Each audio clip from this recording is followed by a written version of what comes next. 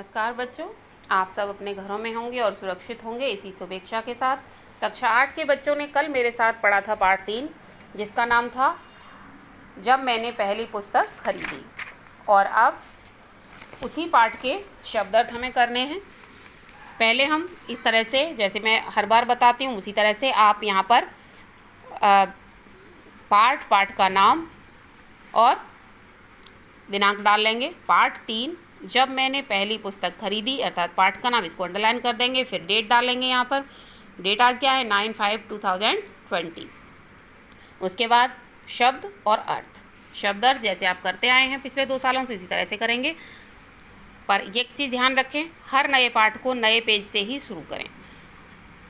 आह्वान, ये नए शब्द ही आपके शब्द अर्थ हैं। तो पहला शब्द है इसका आह्वान। आह्वान मीन्स बुलाना।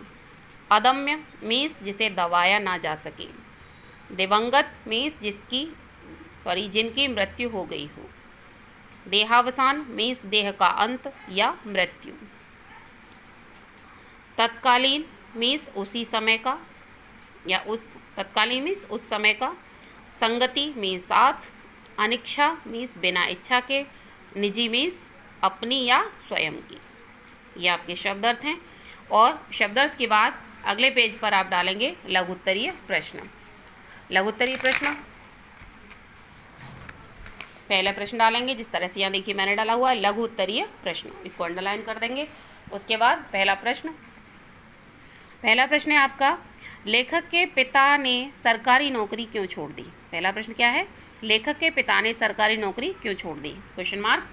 यहाँ लिखेंगे उत्तर में, पहले प्रश्न का उत्तर, गांधी जी के आह्वान पर उन्होंने सरकारी नौकरी छोड़ दी।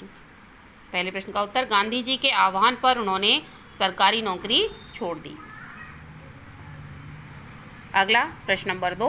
प्रश्न नंबर 2 है, लेखक की प्रिय पुस्तक कौन सी थी, क्वेश्चन मार्क।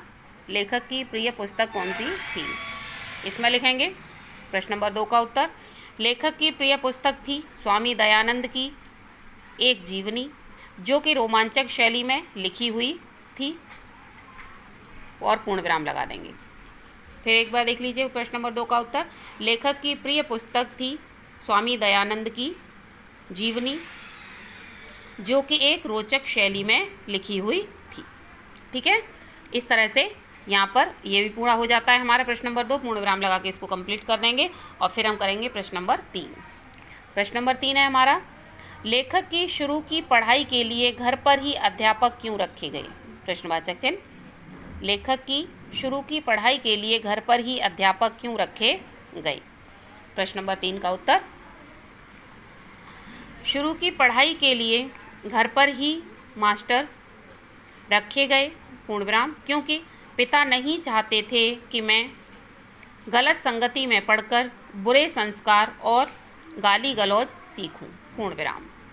ठीक है, प्रश्न नंबर 3 का उत्तर, शुरू की पढ़ाई के लिए घर पर ही मास्टर रखे गए क्योंकि पिता नहीं चाहते थे कि मैं गलत संगति में पढ़कर बुरे संस्कार और गाली गलौज सीखूं। ये पूर्ण विराम लगा देंगे। प्रश्न नंबर 3 का उत्तर पूरा हो गया। प्रश्न नंबर 4, बाल पत्रिकाओं में लेखक को क्या क्या पढ़ने के लिए मिलता था। प्रश्न नंबर 4 है ये, बाल पत्रिकाओं में लेखक को क्या क्या पढ़ने के लिए मिलता था। प्रश्नवाचक चिन्ह, यहाँ उत्तर लिखेंगे। प्रश्न का उत्तर, बाल पत्रिकाओं में परियों की, राजकुमारों की, दानवों की और सुंदर राजकन्याओं की कहानियाँ पढ़ने को मिलती थीं। प्रश्न नंबर 4 का उत्तर, बाल पत्रिकाओं में परियों की, राजकुमारों की, दानवों की और सुंदर राजकन्याओं की कहानियाँ पढ़ने को मिलती थीं, पूर्ण विराम। ये प्रश्न नंबर 4 का उत्तर पूरा हो गया। प्रश्न नंबर 5 है आपका, लेखक लाइब्रेरी से पुस्तक इश्यू क्यों नहीं करा पाता था। लेखक लाइब्रेरी से पुस्तक इश्यू क्यों नहीं करा पाता था, क्वेश्चन मार्क, प्रश्नवाचक चिन्ह, और इसका उत्तर, प्रश्न नंबर 5 का उत्तर है, पैसे न होने के कारण लेखक पुस्तक इश्यू नहीं करा पाता था। पैसे न होने के कारण लेखक पुस्तक इश्यू नहीं करा पाता था, पूर्ण विराम लगा देंगे। और इस तरह से ये आपके लघु उत्तरीय प्रश्न पूरे हो जाते हैं।